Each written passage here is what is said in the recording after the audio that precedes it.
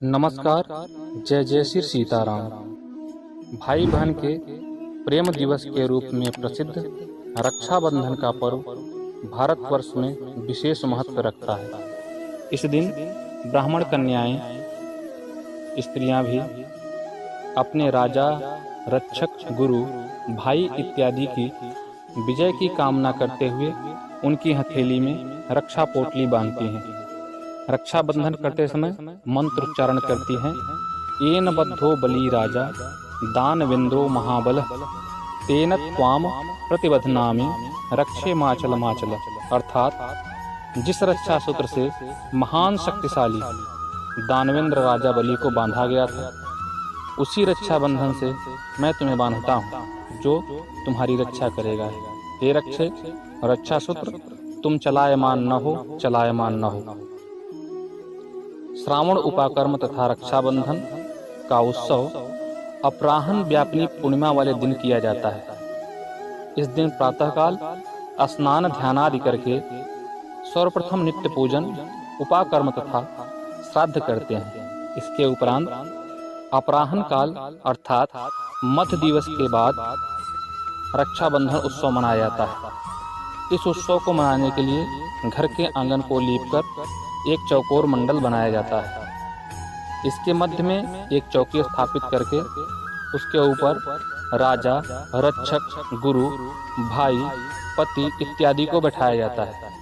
ब्राह्मण एवं महिलाएं अपने रक्षक की अर्चना करती हैं अर्थात उसकी आरती उतारती हैं।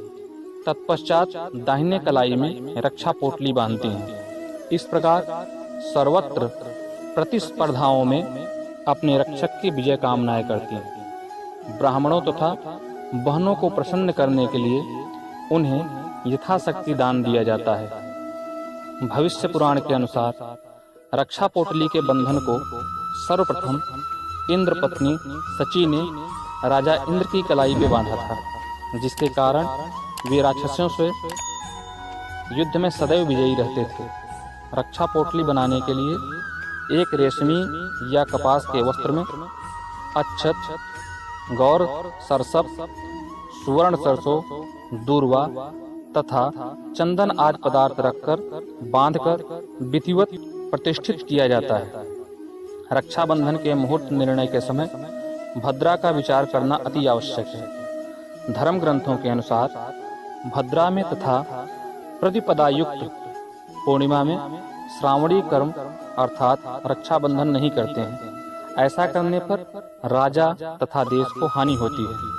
अपराह्न अथवा प्रदोष में भद्रा से मुक्त पूर्णिमा नहीं हो तो निशा काल में रक्षाबंधन किया जाना चाहिए। दिनांक 30 अगस्त 2023 को प्रातः 10:58 से पूर्णिमा आरंभ हो रही है। इसी दिन रात्रि के 9:01 तक भद्रा रहेगी। इसलिए भद्रा समाप्ति के पश्चात प्रदोष काल में लगभग 9:30 बजे तक भद्रा मुक्त पूर्णिमा का समय रक्षाबंधन के लिए सर्वश्रेष्ठ है। अगर किसी कारणवश इस काल का अतिक्रमण हो जाता है तो मध्य रात्रि 12:18 से पहले भी रक्षाबंधन किया जा सकता है। निर्धारित समय से पहले अथवा बाद में रक्षाबंधन के उत्सव को आरंभ करना दोषयुक्त तथा अनिष्टकारक कहा गया है। 31 अगस्त 2023 को त्रिमुहूर्त न्यून पूर्णिमा प्रतिपदायुक्त है, जिसमें रक्षाबंधन मनाने का निषेध है। अतः 31 अगस्त का रक्षाबंधन धर्मशास्त्रों की अवमानना होगी। किंतु कुछ धर्म ग्रंथों के अनुसार ऐसा कहा गया है कि 31 अगस्त के भी कुछ समय अंतराल तक हम रक्षाबंधन कर सकते हैं, जिसका विवरण इस प्रकार से है। भद्रा रहित पूर्णिमा तिथि में रक्षा बांधने का विधान है, भले ही वह रात्रि काल में ही क्यों न हो। काशी हिंदू विश्वविद्यालय वाराणसी के ज्योतिष विभाग से प्रकाशित विश्व पंचांग की गणना के अनुसार गुरुवार 31 अगस्त सन 2023 को पूर्णिमा तिथि सूर्योदय से 6:09 है। अतः दिन भर रक्षाबंधन का मुहूर्त है। यजुर्वेदीय माध्यन्दिनी वाजसनेयी शाखा वाले का 30 को श्रावणी उपाकर्म तथा यजुर्वेदीय तैत्तिरीय शाखा एवं उदय काल की पूर्णिमा में विहित अन्य सभी शाखावलंबियों के लिए 31 को श्रावणी उपाकर्म का शुभ मुहूर्त रहेगा।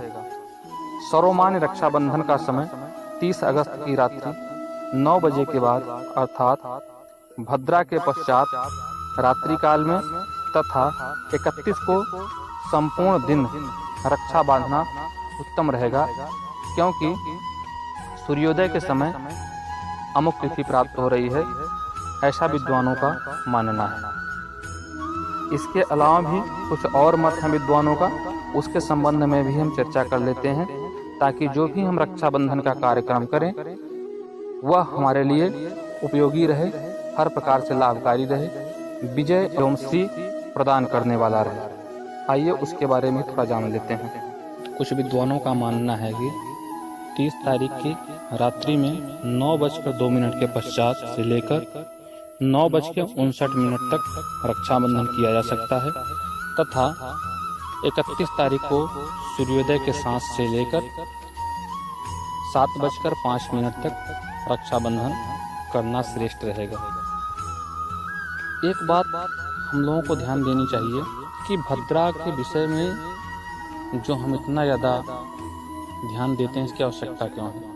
उसका मुख्य कारण है जो है, और भद्रा कौन है इसके कथानक के बारे में भी थोड़ा सा आप लोगों का ध्यान आकर्षण करा देना चाहता हूँ मैं।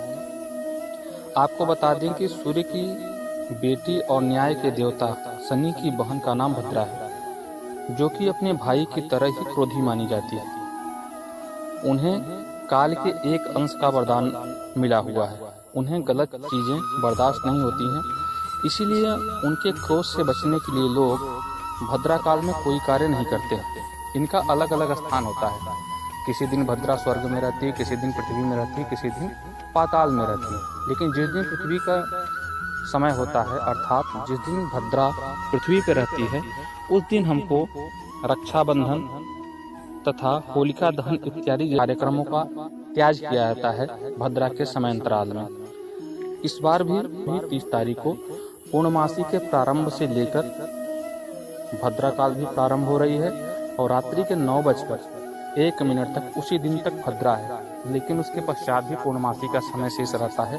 तो भद्रा को त्याग कर और भद्रा रहित तिथि में ही रक्षाबंधन करना चाहिए। कुछ दंत कथाओं की माने तो ऐसा माना जाता है कि भद्रा काल में ही शूर्पणखा ने अपने भाई रावण को राखी बांधी थी, जिसके कारण रावण का विनाश हो गया। तभी से लोगों के मन में यह भावना बैठ गई कि भद्रा काल में ऐसे कार्य नहीं करना चाहिए। कुछ लोग का यह मानना है कि भद्रा काल में भगवान भोलेनाथ जी तांडव करते हैं क्रोधित होकर, इसीलिए इस समय रक्षा सूत्र बंधन इत्यादि नहीं करना चाहिए। ये कुछ दंत कथाओं के मत हैं जो कि सनातन धर्म में व्याप्त हैं। फिर भी समय के अनुसार, परिस्थिति के अनुसार जो व्यक्ति जहाँ पे है, जो लोक परंपरा है, उसको ध्यान रखते हुए जो वहाँ के चाहे ग्रामीण वातावरण के रहने वाले लोग हैं, चाहे शहरी वातावरण के रहने वाले लोग हैं, जो जिस भी सभ्यता को मानने वाला है, शैव है, वैष्णव है, जैसे उनकी परंपराएं हैं, उनको प्राथमिकता देते हुए तथा अपने कुल पुरोहित के मार्गदर्शन को लेते हुए धर्म शास्त्रों का अवलोकन करते हो यथासंभव जिस प्रकार से हो सके बड़े ही हर्ष और उल्लास के साथ इस पावन पर्व को मनाइए। आप सभी को मेरी तरफ से रक्षाबंधन की विशेष शुभकामना। आप सबके जीवन में ऐसे मंगल पर्व आते रहें और आप नित्य नए मानवीय मूल्यों से जुड़े रहें। नारियों के सम्मान के लिए, उनकी सुरक्षा के लिए सदैव तत्पर रहें, क्योंकि कहा गया है यत्र नार्यस्त पूज्यन्ते रमन्ते तत्र देवता।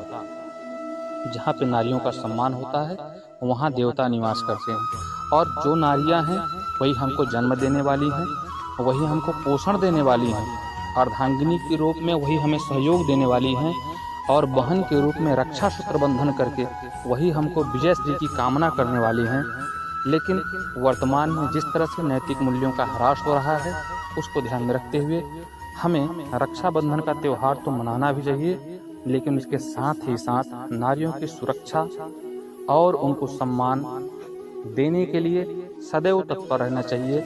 हमें अपने घर में, समाज में, परिवार में, राष्ट्र में या सेवा के स्थान में जहाँ पर भी हों, हर जगह पे नारी को एक विशेष सम्मान की दृष्टि से देखना चाहिए और उन्हें विकसित होने का, फलने फूलने का एक सुंदर अवसर देना चाहिए।